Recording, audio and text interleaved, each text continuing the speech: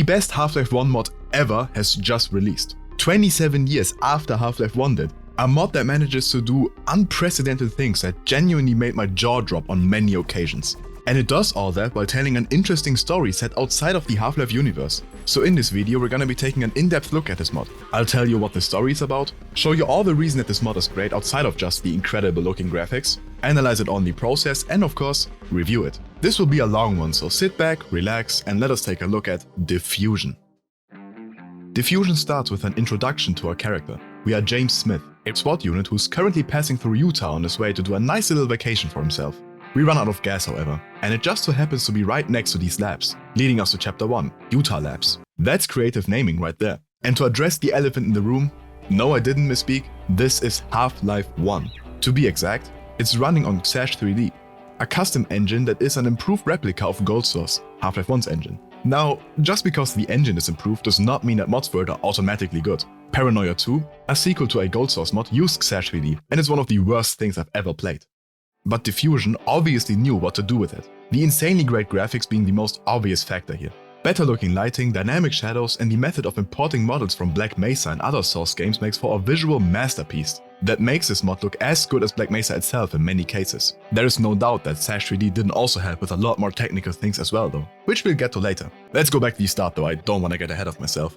Attempting to find a way out of this inconvenient situation, a security guard allows us to enter a parking lot to make a phone call. But before we get to make that call, an armed guard goes for a cheap shot and knocks us out with a kick. We get to listen to two soldiers discussing what to do with us. They decide to spare us given that we don't seem to work for the company. We then become witness to what seems to be a military invasion of this lab. We have to sneak past the soldiers and get the keys of the security guard, at which point we get to listen to this awesome soundtrack. As much as I would love to praise each new song that gets played, I'm just gonna state right now that this game's entire soundtrack is incredible. It's entirely custom made for this mod and perfectly fits into the vibe it's trying to give off. Sneaking past the soldiers, we make our way into the facility. It seems we were knocked out for at least an hour. We find a computer with notes from the military.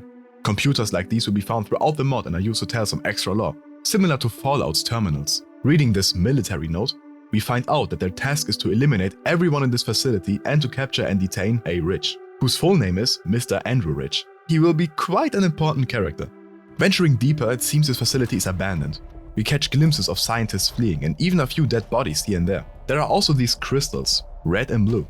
A note about the blue crystals reveals that they have healing properties. A scientist wearing one as an amulet cured their migraines with it. These beginning areas serve as an introduction to the world of Diffusion. Outside of a few simple puzzles, there isn't a lot of gameplay yet, quite similar to how Half-Life games usually start. Sneaking further into the facility, we catch our first real glimpse of cutscenes. Now, if this was a regular Half-Life mod set in the Half-Life universe, I may have voiced some criticism, but given that this is completely its own thing, there's absolutely nothing to comment on here. In general, these cutscenes fit in perfectly. They give off a heavy PlayStation 2 game vibe.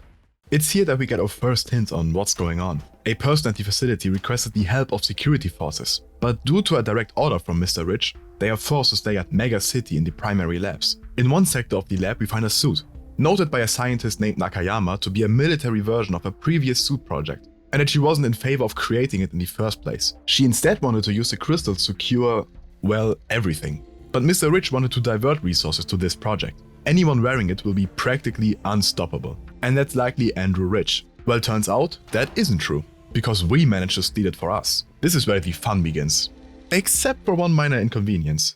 Nakayama's note mentioned the suit to not be properly calibrated, which caused electric shocks to happen in random intervals. These flash the HUD and cause us to take damage occasionally. Let me remind you, this is a Half-Life 1 mod. I feel like repeating this from time to time because this genuinely looks and feels like a Half-Life 2 mod, when it isn't. After equipping our first weapon, a rather sick looking knife, we find a scientist in a vent. He tells us to find Nakayama, that she has access to most of the lab and can help us get out of here. We also take out our first soldier. You may notice a health bar above this NPC. I didn't enjoy these too much and so I simply disabled them in the settings, but it's nice to have the option. We make our first real contact with Alice Nakayama. Unfortunately, as the release of this video, her and most other voices in Diffusion are made with AI. It's not even an AI filter, it's straight up text-to-speech AI. Good news is that an update is being worked on right now to replace every single AI voice with a real one, which I can't wait for. Now, outside of even moral reasons, which is my personal main motivator for why AI should never be used in the making of art, as I deem it inherently anti-art, it also just so happens to sound like absolute shit. Alright, now let's meet in my lab and I'll share some more info. It depends on the character and the voice lines. Sometimes it sounds fine, but most times it's like you're listening to the Google Translator voice. It makes it very hard to listen to these lines. If you plan on playing this mod, I heavily recommend waiting for the Real Voices patch that will hopefully release sooner than later. It's moments like these that make me miss a shitty mic, thick accent voice acting from early Half-Life mods. I prefer those over AI any day. Anyways, Alice Nakayama explains a bit of what's going on to her understanding, which is that Mr. Andrew Rich, the director, didn't come to an agreement with the government over the suit project. The government wanted a suit used for military operations, but the... sorry, wait. The US military thought it was too dangerous and wanted to stop development. I'm sorry, that's a good one, man. Good one. That's absolutely what the US is known for. Okay, well, anyways. Mr. Rich opposed this and hired more security and continued the development, and here we are. According to her, if the second director, Dr. Michael Bennett, was still here, none of this would have happened. But he disappeared while exploring a new dimension, which people suspect Rich played a part in.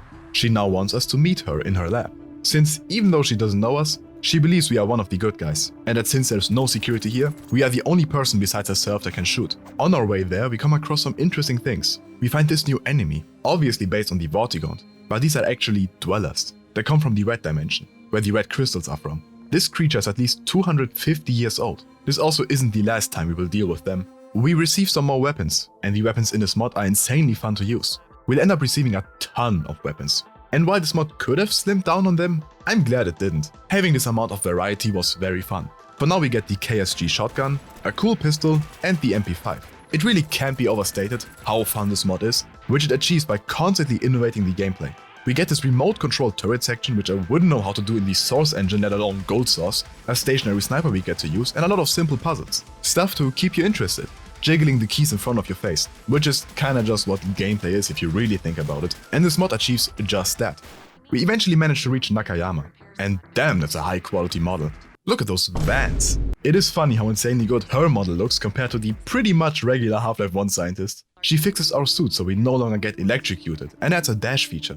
I was dumb enough to constantly forget that I even have this ability, but in reality this is actually a huge game changer. This makes combat a lot more interesting and adds a huge learning curve to it. Mastering this is not only good for making combat all the more rewarding if you put in the effort, but it also has huge speedrun capabilities. Most enemies now throw grenades, encouraging you to use a dash. And by the end of the mod, there will be sections that require you to use dashing and platforming. A really fun and cleverly implemented feature.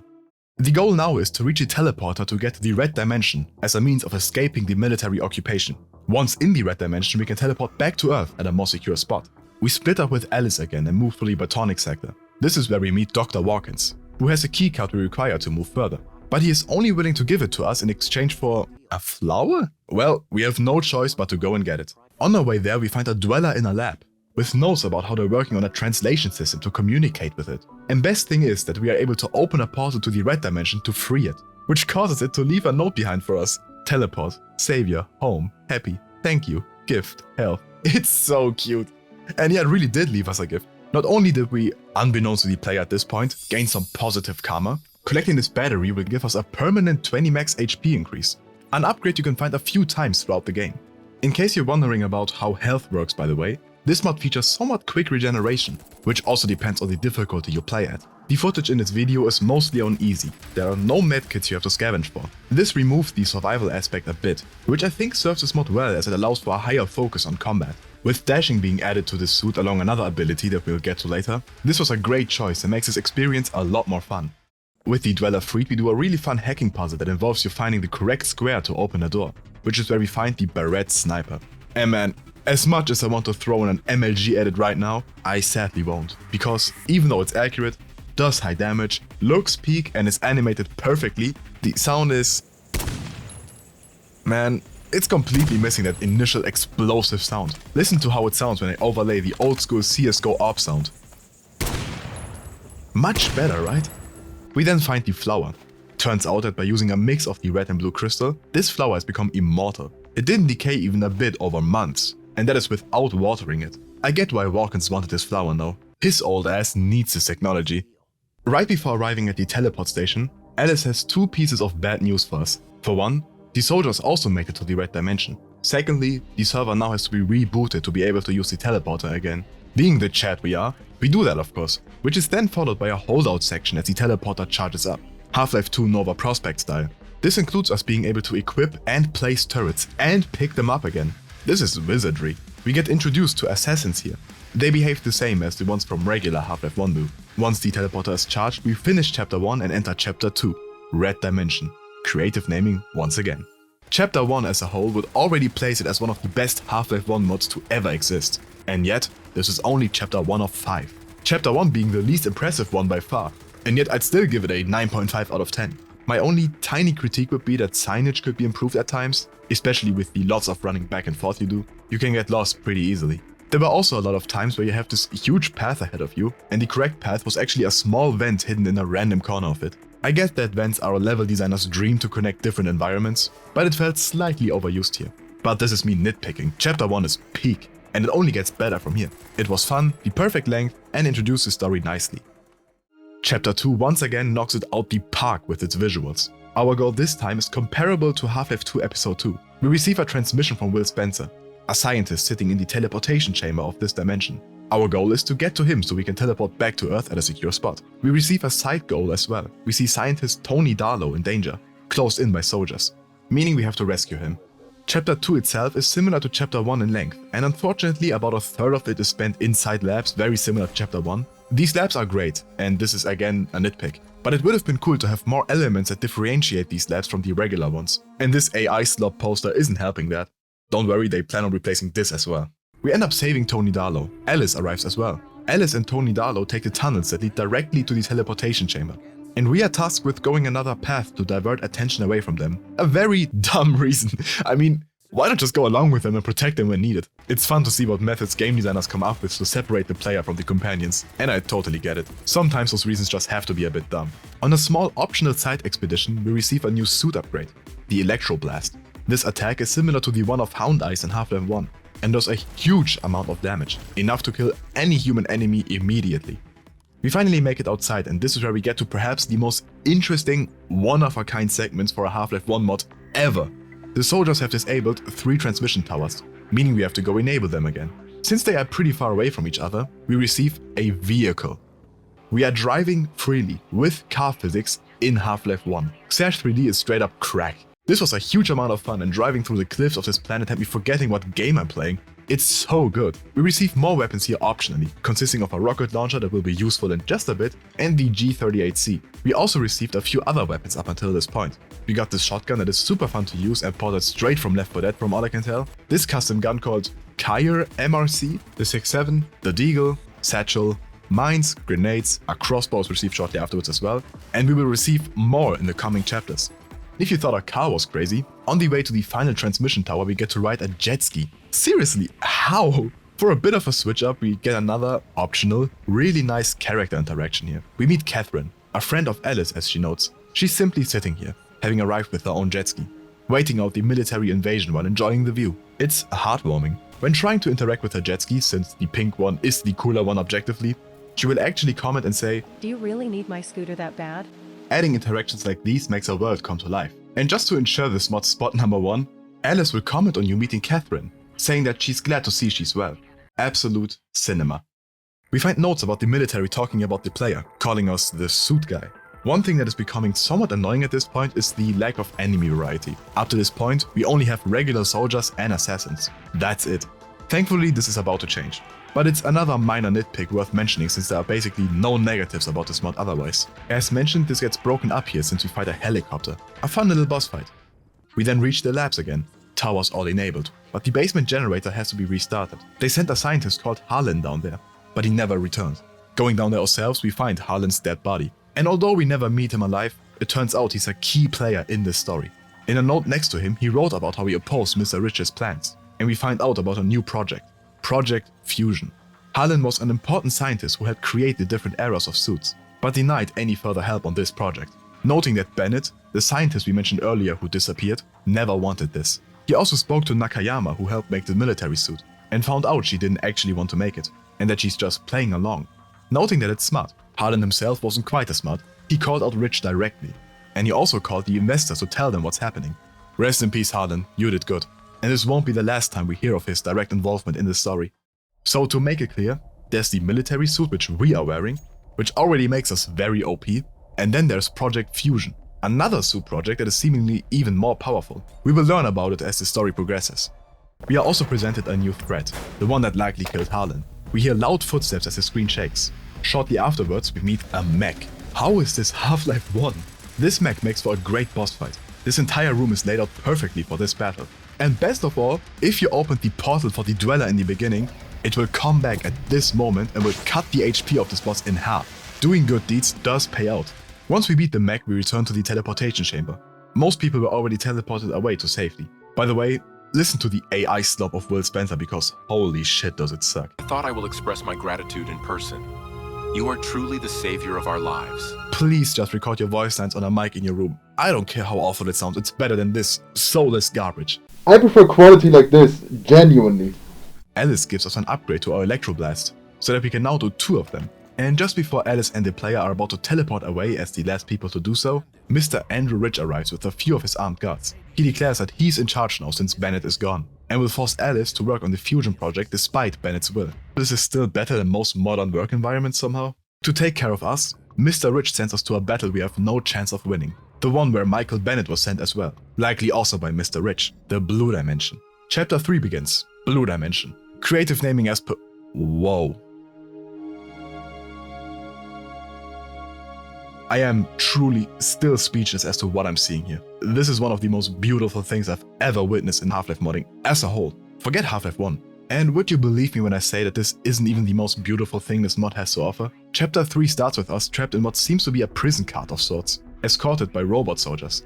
Fun fact, these are the robot grunts seen in the German version of Half-Life 1, replacing the human grunts. German censorship used to be very dumb in Half-Life 1. Here they got repurposed, which is great. We also hear an unknown voice talking to us over the suit radio. Even though they don't know us, they assume we must be with the science team, since we wouldn't have gotten here otherwise.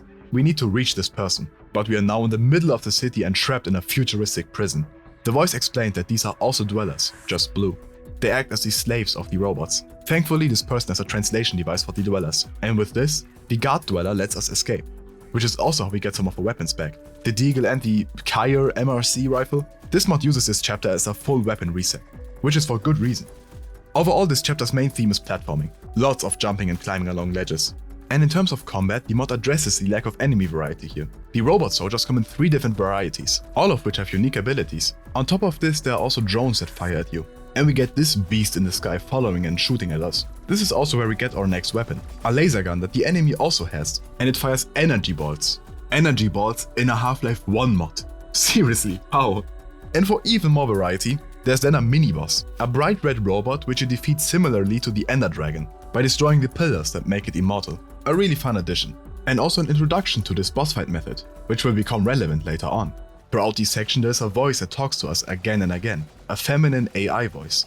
Like actual AI, supposed to be AI voice. How are you still alive? It's not quite as obvious given that every voice sounds like that in this mod.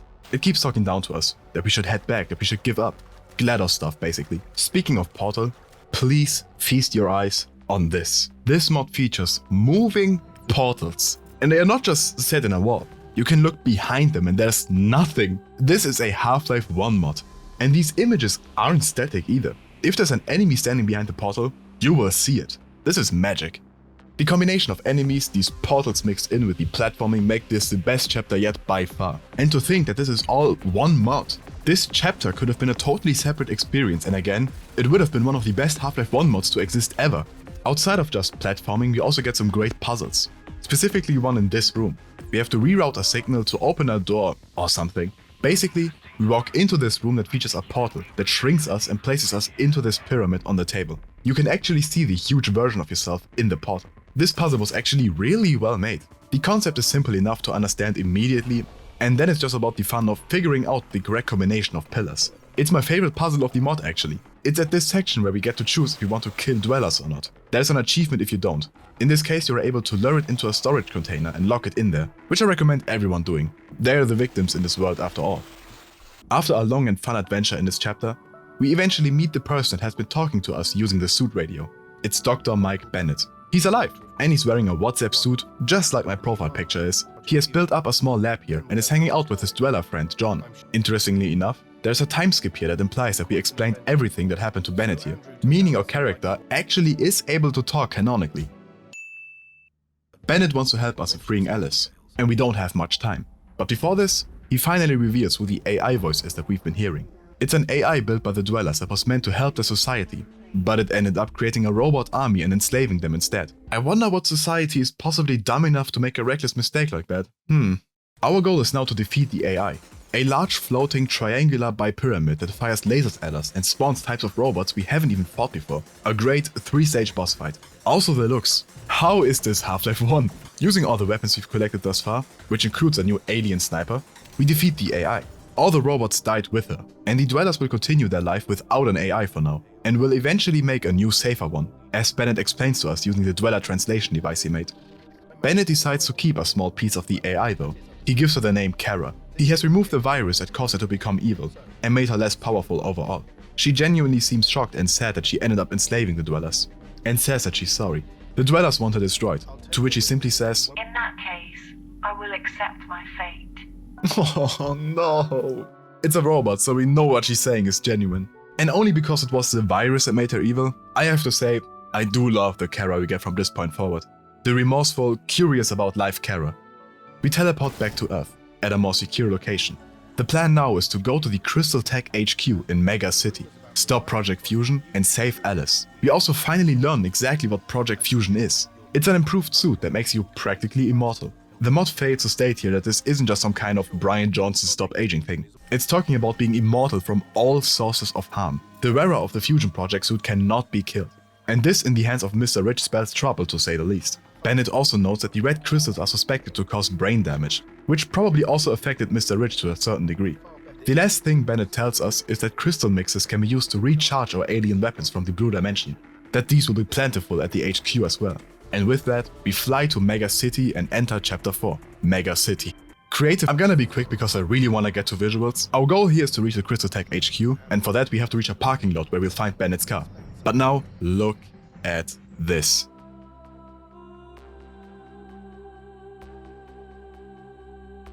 This is the peak of what Half-Life 1 can do. There will never be anything that looks more impressive. I'm pretty confident in saying that.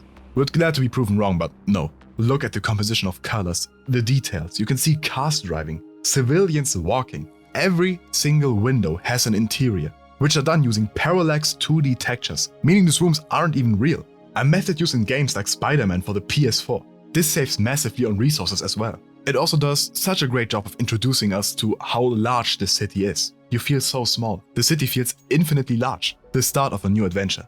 And you also get to see the Crystal Tech HQ, towering above all other skyscrapers and thus immediately marking your goal, similar to how Half-Life 2 does it with the Citadel. I could stand here and look at this for hours if I'm being honest, but also just going forward, look at these environments. Doesn't this look like Mirror's Edge if anything? They look like they're out of an Unreal Engine 4 game, back when that used to mean something. And I'm not talking about specific hand-picked angles. Pretty much at all times you get environments that approach photorealism. And not just that, they also look pretty. Look at this parking lot. The visuals here are absolutely astonishing. Now for the gameplay. At the start we get the chance to enter an optional bar, and it's so well made. The only unfortunate thing here being that you can't chat with most NPCs here. You do however get to play a functioning drum and sing into the microphone. Oh, thank you very much. You can also order drinks and catch a bit of a buzz that lasts for like 5 minutes. It's so peak. How do you expect to shoot now? Fascinating behavior. Can I have some of that too? No, Colin. This won't work for you. This chapter transported this mod to my second favorite one of all time. Easily. Nothing will ever beat Underhell though. Sorry. Arriving at the car, Mike Bennett goes full gas and manages to correctly guess that the car's trapped and that this is an ambush. Unfortunately, the enemy variety goes down in this chapter again. But it won't just be regular soldiers, don't worry. Plan B turns out to be train surfing, which brings us close to the HQ. What a peak concept for a Half-Life 1 mod. And again, look at these environments. For now we must fight our way out of the underground, for which there are some new enemies we have to face. The assassins are back with new attacks, like smoke grenades, and being able to shock you similar to how your suit used to do on its own. And there are drones that attack you. Eventually we are stuck on yet another roof. We can't go back on the street since, well, we would kinda stand out with a robot suit and like 50 weapons on our back. The HQ is standing on the other side of the street. Bennett has the idea to use the crane to get over there. But how do we do that, you may ask? Well, we go to a hardware store situated at this level and buy a drone. And just when you thought this mod could possibly run out of new mechanics and cool moments, We now receive this drone that we can either have us follow automatically and provide firepower, or you can control it to get to otherwise inaccessible areas. This entire area is detailed this way because you can actually fly anywhere with this drone. It's so peak. Pushing a button on a crane that definitely doesn't exist on real cranes, we managed to bridge the gap and are now in the Crystal Tech HQ, closer to stopping Project Fusion than ever before. And just when we enter, we pick up Alice Nakayama's radio. She managed to escape Andrew Rich, but she's still stuck at the tower, and soldiers are out to kill her. Entering the Crystal Tech HQ, we enter Chapter 5, Crystal Tech HQ. Chapter 5 starts with Mr. Rich asking us to simply give up. This will of course result in a game over if you actually oblige. As any base chat would do, we fight against the rich and take out every soldier in this room. This final chapter is a culmination of everything we've been through before. There's platforming where we have to use dashing. We fight against soldiers, drones, assassins and mechs. We use the drone in puzzles. It's a ton of fun. The main goal now is to get to the main server to hopefully delete Project Fusion and stop any progress. Scaling up the tower, it starts raining at one point and oh my god. If you're a rain lover like me, you will find this to be just as peak as I do. Also check out this room we get to later. My god. This is a visual made in Half-Life 1 by the way, a 27-year-old game. We eventually make it to Mr. Rich's office. His computer should have access to the main server. Once we hack into it, Project Fusion is nowhere to be found. It has been moved to another location. The curtains lift up behind us and it's him, Andrew Rich. He offers a position in his plans. We simply have to come to his office and he'll explain everything. You actually get to choose what to do here. Go for the power the suit offers or continue the fight. The game has the potential to end here. Going into Rich's office, it turns out to be a trap. Who could have thought?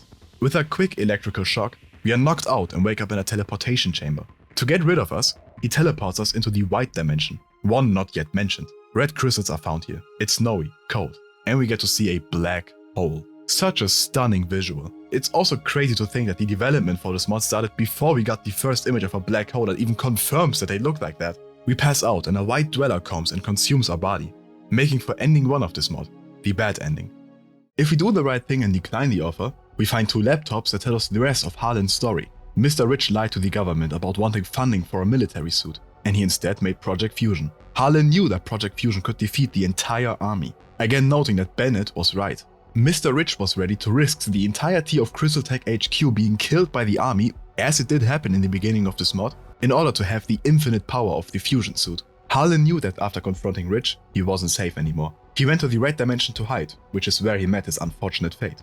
We also get a transcript of the meeting with the US Defense Department and find out exactly how that went. The US Defense Department wanted to pull out of the deal after receiving information from an insider that Rich is using the resources for something else. Mr. Rich asked up front if it was Harlan that told him this, to which they didn't give an answer. Harlan tried to stop Rich, and now we must finish what he started. I'm also glad that the story is not actually that the US department deemed the military suit too powerful. I should have known that that concept was too dumb of an idea to actually be the reason they invaded the lab. They simply wanted the more powerful and dangerous suit for themselves because, of course they would. On the note of these laptops, there is an absurd amount of these you can find in this game. Unfortunately for lore enthusiasts, even though they do provide backstory, I found it rather disappointing how there are barely any reoccurring names or characters. Outside of the occasional Nakayama mention, all of these are completely separated. It would have been cool if we got to see more notes of Catherine before actually meeting her.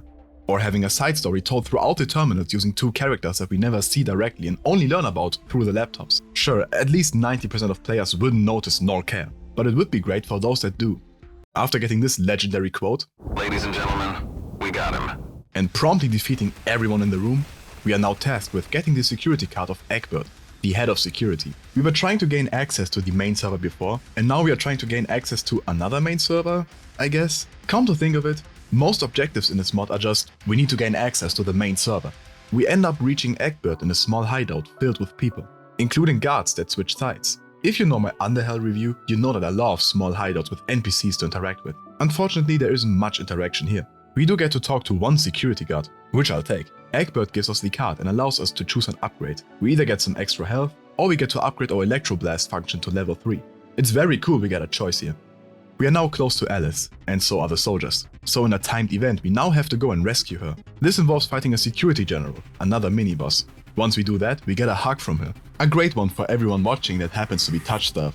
She also picks like a peck of dust off you afterwards. Yet another great one for the loners out there. Also, I know it's the bare minimum, but genuinely shout out to the creator of this mod for not sexualizing Alice, simply making her a great character because of her personality and keeping it at cute interactions like these instead of making her goon bait is infinitely better in every way. Though I would love to throw in another point for Kara here. At one point, Alice mentions that she couldn't hold Kara back from testing a drone body, and she flies to you to deliver your supplies. So cute. And also just an overall great interaction. How is this Half-Life 1? And to get back to the visuals for a final time, the large scale of the city was made perfect use of in order to show the progression of the player. We started near the street level, the towers scaling above us. But looking out of the window now, we are above all these same buildings. We have conquered the city. The visuals in this case not only look great, but were also made use of in a storytelling way. Ascending to the final stage, we literally get a view of the city getting smaller in an elevator together with Alice, which is also where she asks us out on a date. Yippee! The next stage is a bit tedious if you ask me. You keep running back and forth between rooms to start up one more generator or reroute one more thing to gain access to the main server that Alice and Kara are hacking together. Just in terms of motivation, it felt a bit repetitive. Chapter 5 reintroduced the task of hack the main server every 5 minutes. We do get another great puzzle though, that once again had you rerouting lasers, which got introduced shortly beforehand as well in a more simple task before doing a way larger one as a timed event. We get some more combat, drone interactions and everything else you've come to expect. We eventually discover that Project Fusion is being powered by external power sources, which turn out to be Mr. Rich himself being charged by crystals. Rich is already wearing the almost finished Project Fusion suit. And before we get to this awesome boss fight, I wanna give you a more detailed review of this mod right now. Because once I get to the ending of the summarization, most of you start watching anyway. This mod's most obvious standout feature is how great it looks for a Half-Life 1 mod. And that isn't to be ignored. It looks as good as Black Mesa does and better in cases. And it doesn't only achieve that by looking higher quality than most Half-Life 1 mods. It uses these realistic graphics to paint pictures. It plays with colors perfectly. It creates unique environments and has each section stand out visually to the point where each of you watching probably has an image in mind for each chapter. This city view is one of the best things I've ever seen and I immediately need it as a wallpaper engine background. And on top of all that, the visuals are also used to tell this mod's story in certain ways. Like I just mentioned, with the scale of the city being used as a way to show the player how far they've come. Xash 3D isn't only used to improve the visuals however, we also got a ton of unique gameplay mechanics introduced, creating awesome puzzles and combat interactions. The moving portals in the blue dimension, the driving sections in the red dimension, the drone puzzles in Mega City and the countless other examples of great moments alongside the pretty much flawless level design, outside of a bit of missing signage here and there, makes these one of the smoothest gameplay experiences I've ever had. The custom NPCs like the mechs, drones and all the types of robots in the blue dimension play a big part in this as well, all of which make for awesome enemies. It also isn't to be understated that this mod somehow managed to create an entire universe from the ground up and making it perfect. Sure, let's not act like a secret underground lab that deals with crystals from other dimensions isn't heavily inspired by Half-Life. It's incredible, however, how this mod introduced so many completely new environments to us and gave them all a unique aesthetic. The crystal tech labs of Chapter 1 are completely different from what we've seen in Half-Life 1. The red dimension is a marvelous example of what Xash 3D allows to create. The open world deserts as we activate the towers is insane. I mean, look at the design of these towers alone. The underground water areas. Water has never looked like this in Half-Life 1. I don't think I even need to say anything about the blue dimension. Creating this futuristic alien city filled with the dwellers enslaved by a robot army led by an AI. Creating these alien skylines, the robot factory, the design and boss fight against Kara, and the fact that it all serves as a commentary on AI in society currently, be that intentionally or not. And then we have Mega City, a city environment that, if I didn't know better, I would believe was taken straight out of Cyberpunk. The fact we got to visit all the places that were ever hinted at in this story is so awesome. Our mod has never felt this complete. And to mention it once more, the soundtrack that goes along all this is a masterpiece. Without exaggerating, it feels like an honor to even get to play this mod. I don't feel worthy of experiencing this because it's so peak. Getting to the story aspect again, it was very clever to introduce Mr. Rich as a villain pretty much from the get-go. It's a very easy main goal to remember throughout the chapters while we go on all these different side quests in all the dimensions. Introducing Project Fusion as this mystery that we slowly find out more and more about was awesome as well. And then having both plotlines of Mr. Rich and Project Fusion merge into a singular large thread throughout the story is great and makes this final fight meaningful. This is also thanks to the way the characters are written and how much you directly interact with them. It's super easy to fall in love with each of them. Going into the boss fight, I was super scared at the thought of any of them dying, be that Alice, Kara, Bennett or even minor characters like Tony Darlow or Catherine. To get back to some downsides, having two different suits that play an important part in the story that both make the wearer unstoppable is a bit confusing. The other big negative aspect being the AI voices, which as I mentioned will thankfully be replaced. I seriously can't wait for that. I already love the characters, and with real voices replacing them soon, they'll only be all the more lovable. So, with my big review out of the way, let us get into the final level of this mod and find out who dies and who doesn't. You fight against Mr. Rich and his army. Mr. Rich is wearing the fusion suit that is currently being powered by crystals, similar to the robot we fought previously in the blue dimension that introduced us nicely to this concept, at a smaller scale. Kara will hack open the crystal chambers and we have to destroy them to have a chance of beating him. And right off the bat, there's an immediate vibe you get with this boss fight that just makes it awesome. Specifically, I think it somehow managed to capture that childhood boss fight experience every gamer knows. Do you remember being like 10 years old, getting to the boss of your favorite PS2 game, and it genuinely being the hardest task you've ever done? But you also had no other games, and so you had no choice but to just continue trying. When you actually had to try hard to make use of all your skill to try and beat it, tears streaming down your face on your 50th attempt, I feel this is often lost these days. Sure, you can have an Elden Ring boss and you need to dodge 700 times and get a swing in every opportunity you get. This is a challenge, but it's more tedious than anything. Then there's boss fights that are too easy, a typical thing in Half-Life mods. A helicopter or gunship boss fight in the case of Half-Life 2 mods can really only be so exciting. A meaningful final boss fight is a lost art form, at least in the Half-Life modding scene for the most part. I am glad to say that thanks to the amount of new enemies this mod has introduced, the new types of attacks and all the weapons, this boss fight really feels epic. You will need to use your dashes, carefully time your electro blasts, and you have to switch weapons and get ammo refills carefully to have a chance of making it. I died a few times, but it did feel manageable. Every death I had felt deserved. You can't sit back and relax here, but neither does it feel unfair. The perfect balance. And for anyone that's a fan of playing games on hard, I believe this will be a boss fight to remember. Waves of enemies spawn in while Kara hacks open the chamber so you can destroy the crystals one after another. Realistically, and finally enough for the final wave, the soldiers actually retreat. I wouldn't throw myself in the meat grinder that is James Smith either. And with that happening, what non-human enemy this mod has already introduced makes for a perfect final wave fight? Correct, the mech. And how do you make it special enough for a boss fight? Correct, 2 mechs. As Andrew Rich does the typical villain taunts, you also got Kara, Bennett and Alice commenting over the radio. And for the grand finale, Kara even joins along as a drone for the final wave with an awesome intro. Hey, I also have presents. This is a little surprise from me and Kara. I have come here to chew bubblegum and kick ass. That's all I want to know. Let's see if I still got my flying skills. Cinema.